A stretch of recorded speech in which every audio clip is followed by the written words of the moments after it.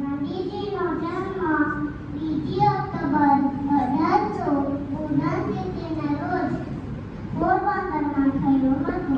ગાંધીજીની માતાનું નામ પુતળીબાઈ અને પિતાનું નામ કરમચંદ ગાંધી હતું.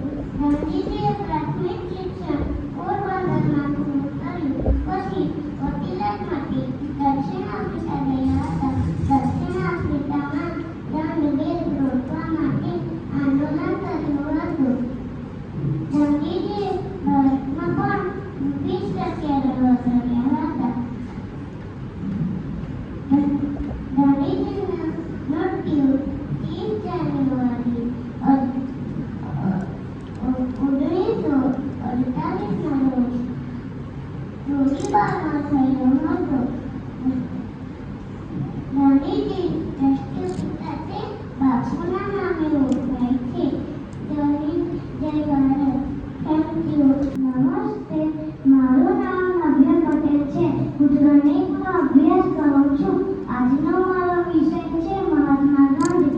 મહાત્મા ગાંધીજીનો જન્મ 2 ઓક્ટોબર 1869ના રોજ પોરબંદરમાં થયો હતો. તેમનું પૂરું નામ મોહનદાસ કરમચંદ ગાંધી હતું. તેમની માતાનું નામ પુતળીબાઈ હતું. તેમની પત્નીનું નામ કસ્તુરબા હતું. બાળપણમાં તેમણે હરિશ્ચંદ્રનું નાટક જોયું અને સવારને વાતાવરણ છે. તે દિવસથી તેમણે સાચું બોલવાનું અને મા બાપની સેવા કરવાનો નિર્ધાર કર્યો. ગાંધીજી વકીલાત કરવા માટે દક્ષિણ આફ્રિકા ગયા હતા. ગાંધીજી અમદાવાદમાં પહેલા કોચરબમાં અને સાબરમતી નદી કિનારે આશ્રમની સ્થાપના કરી હતી. તેમની પ્રાર્થના સભામાં અનેક લોકો આવતા હતા. ગાંધીજીને કવિ નરસિંહ મહેતાનું વૈષ્ણવજન તો તેમની ભાગ્યે વચન અતિ પ્રિય હતું.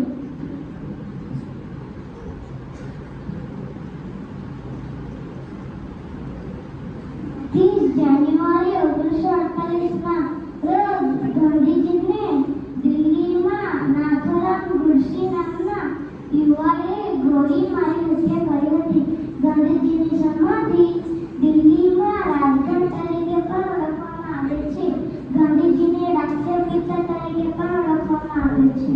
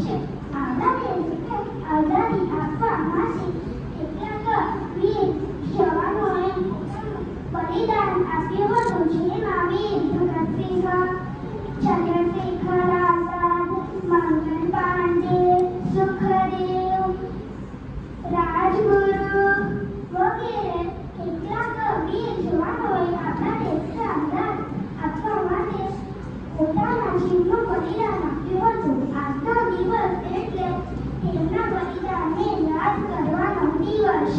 ભારત માતાને વંદન કરવાનો દિવસ. રાષ્ટ્રીય ધ્વજને સલામી આપવાનો દિવસ. આજે આપણા દેશના વડાપ્રધાન શ્રી દિલ્હીમાં લાલ કિલ્લા પર રાષ્ટ્રીય ધ્વજ ફરકાવે છે અને પરેડ કરવામાં આવે છે. આપણા દેશના તમામ નગરો, ગામો, શહેરો, સ્કૂલો, કોલેજો દરેક જગ્યાએ રાષ્ટ્રીય ધ્વજ ફરકાવવામાં આવે છે અને વિવિધ સાંસ્કૃતિક કાર્યક્રમો યોજવામાં આવે છે. દેશભક્તિ ગીત અને